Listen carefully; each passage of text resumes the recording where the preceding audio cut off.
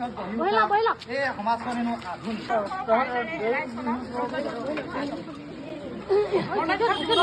মানুহবোৰ হেনো আধুনিক কিন্তু মনবোৰ আদৰ্শবোৰ আৰু নিয়মবোৰ হেনো বাপুতি সাহু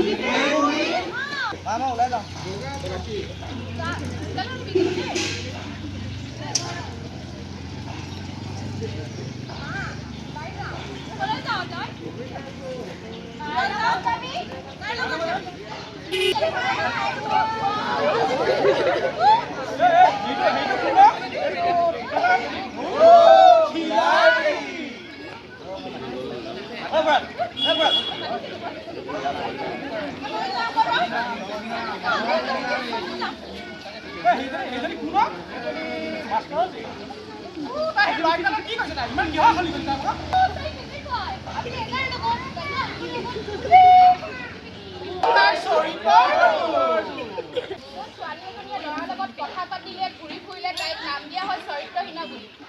এয়াই এখন সভ্য সমাজ য'ত ল'ৰাতকৈ ছোৱালী মৰ্যাদা কম। এয়াই আমাৰ সভ্য সমাজ য'ত নাৰীৰ বিদ্যা অহিংসা আৰু সপোনক দমন কৰা হয়। এয়াই আমাৰ সভ্য সমাজ য'ত মাতৃ দেৱীক পূজা কৰা হয় আৰু আনফালে দেশমহৰ নাৰীক নিৰ্যাতন চলোৱা হয়।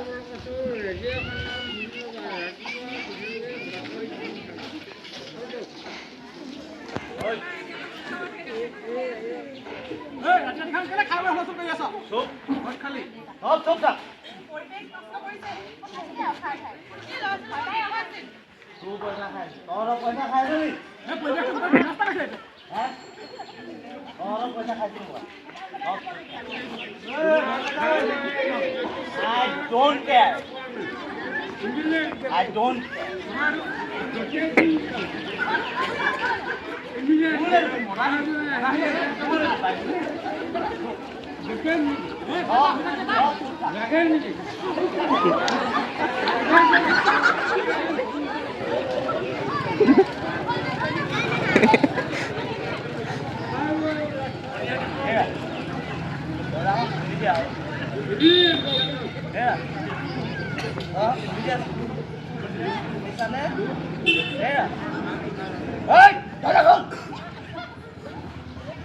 খুলি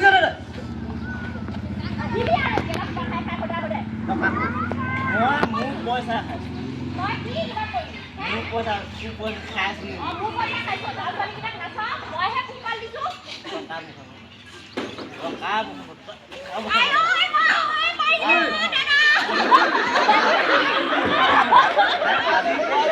আজিলৈকে তোৰ মাৰ বাপেৰে মোক আজিলৈ কি দি পালেহে কেলে নকওঁ মোৰ ডিঙিত ওলমাই দিয়া বাহিৰে আজিলৈকে গৰু কি দি পালেহে তই আহিছিলি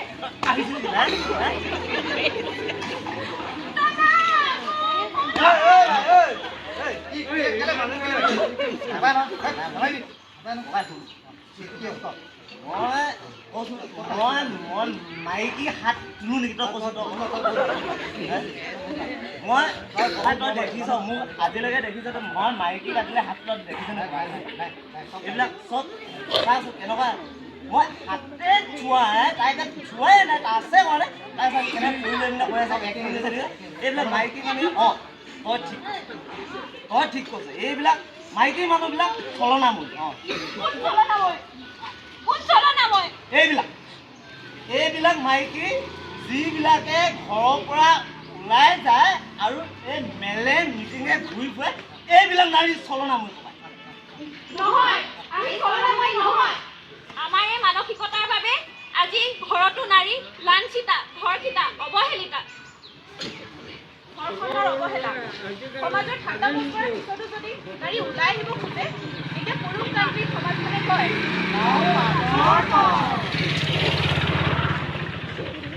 ছোৱালীসকলে যদি নিজৰ ভৰিত নিজেই থিয় দি দিব খোজে মাক দেউতাকক সহায় কৰিব খোজে তেতিয়া সমাজৰ লোকে কয় ছোৱালী আমাৰ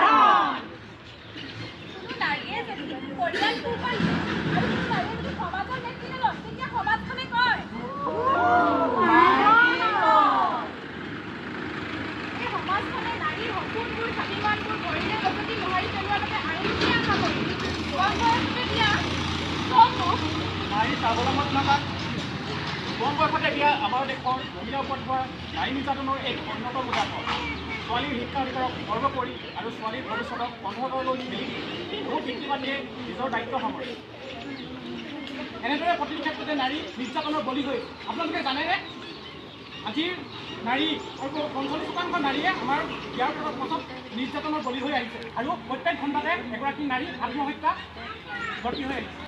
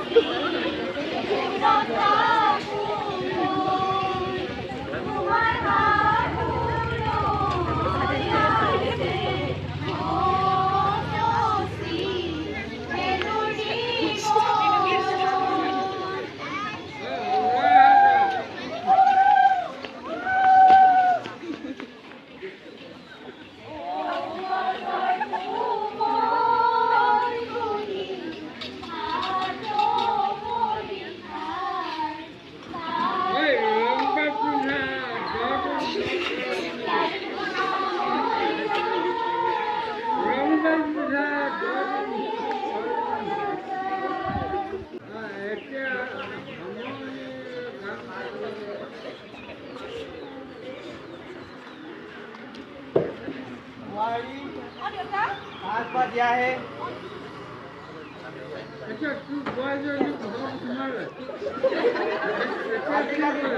हेला কৰিব লাগে নাজানে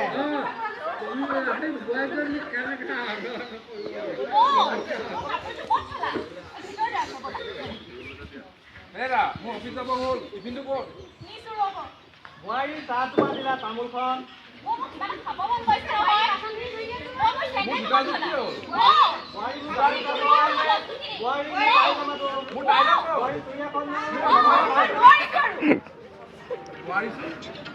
কি নোৱাৰিছা তুমি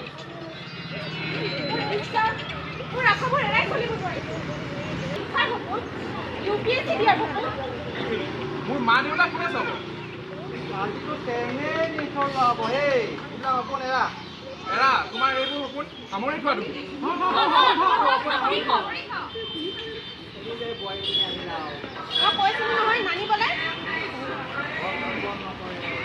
চাহটো পাই নিদিয়ে।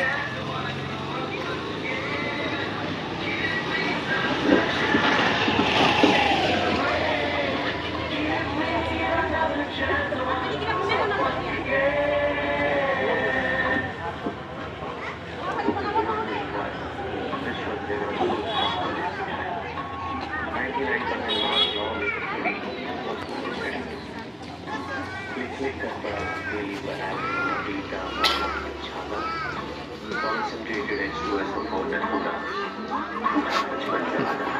बचपन तो गया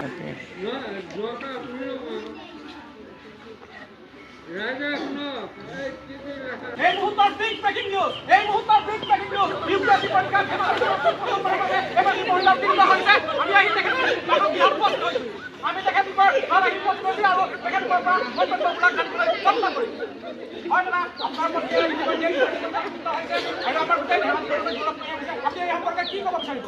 আজি মই অতি আনন্দিত। মই কি ক'ম, তাই আমাৰ সকলো কাৰণে গৌৰৱ কঢ়িয়াই আনিছে। মই আজি মোৰ মনৰ কথা ভাষাৰে প্ৰকাশ কৰিব নোৱাৰিম। তেখেতক আপুনি কিদৰে সহায় কৰিছে? মই সকলো দিশতে সহায় কৰিছিলোঁ। তাইক কাম কৰোঁতে সহায় কৰিছিলোঁ। কেনিবা যাবলৈ গ'লেও মই লৈ আনিছিলোঁ, কিতাপ আনি দিছিলোঁ। তাইক সদায় উৎসাহিত কৰিছিলোঁ পঢ়িবলৈ। মই সকলো দিশতে সহায় কৰিছোঁ যাতে তাই পঢ়িব পাৰে। হয় ৰাইজ আপোনালোকে দেখিবলৈ পাইছে তেখেতৰ চামজন কিমান ছাত্ৰটি আমি এতিয়া তেখেতৰ সাহসী আমি দেখিছোঁ আমি তেখেতৰ পৰাও তেখেতৰ অনুভৱ জানিবলৈ যত্ন কৰিম আপুনি কি ক'ব?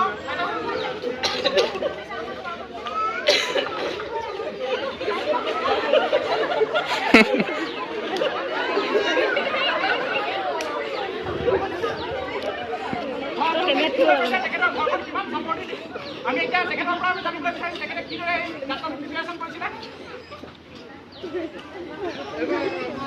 মানুহে যেতিয়া জীৱন যুদ্ধ নামে আন এজনে অংকুশ লগাই পিছলৈ জানে সেই যুদ্ধত যদি জয়ী হৈ সকলো লোকৰ সৰ্বভোগী হয় কিন্তু সেই জয়ী যদি একো নাৰী হয় তেতিয়া সমাজৰ লগতে নিজৰ স্বামীও এখন প্ৰধানমন্ত্ৰী প্ৰস্তুতে বাক স্বাধীনতা কাহিনীয়ে আৰু নাৰীয়ে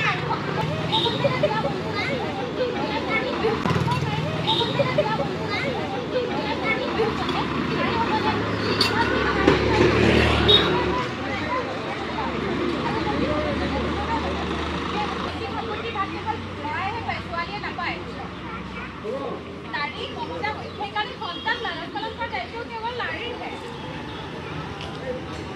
ভাল স্কুলত পঢ়া উচ্চ শিক্ষা দিয়া প্ৰতিটো ক্ষেত্ৰতে শিশুসকলে ছোৱালীতকৈ ল'ৰাকহে বেছি গুৰুত্ব দিয়ে।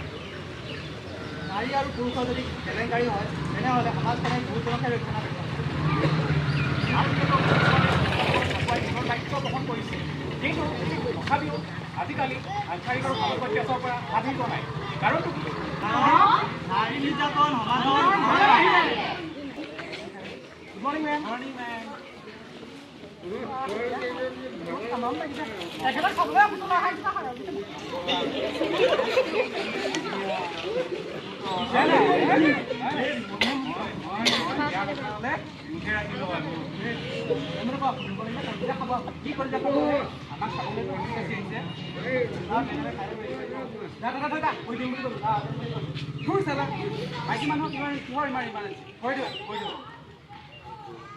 নাৰী উত্তৰণ হৈছে সামাজিক অৱক্ষয়ৰ মুখ্য লক্ষ্য। সমাজত নাৰীৰ প্ৰগতি হৈছে যদিও সমাজৰ পৰা এতিয়াও নাৰী নিৰ্যাতন কমি যোৱা নাই। চৰম অৰ্থনৈতিক আৰু সামাজিক বৈষম্যৰ বলি হৈছে আমাৰ নাৰী। সমাজত গা কৰি উঠা নাৰীৰ নিৰ্যাতন, ধৰ্ষণ, নাৰী হত্যা এই সকলোবোৰে মানুহৰ মূল্যবোধক কলুষিত কৰিছে। ইয়াক ৰক্ষা কৰিবলৈ ভাৰত চৰকাৰে বিভিন্ন প্ৰকাৰৰ আইন শিক্ষাৰ পৰা সুৰক্ষা ৰাখিবলৈ নাৰীক protection of women from domestic violence act 2013 প্ৰণয়ন কৰিছে। কিন্তু যিমানে আইন আদালত বাঢ়িছে সিমানে নাৰীৰ ওপৰত অত্যাচাৰো চলিছে। কাৰণ কিয়নো নাৰীৰ কাৰণে আমাৰ যিবিলাক মানসিকতা আছে নাৰীৰ প্ৰতি সেইবিলাক আমাৰ এতিয়াও সলনি হোৱা নাই। সাহসী আৰু কৰ্মোদ্যম তেওঁলোকৰো সামাজিক আৰু ৰাজনৈতিক দক্ষতা আছে কেৱল মাত্ৰ তেওঁলোকক ওলাই আহিবলৈ এটা সুযোগ দিব লাগে।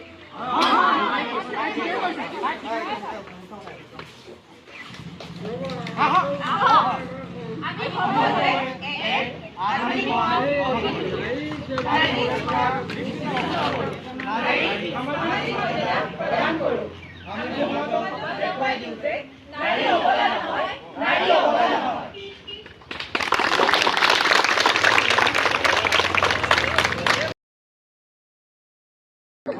গোটেই নেকি চব চুপ থাক লাগে নেকি লাগে নেকি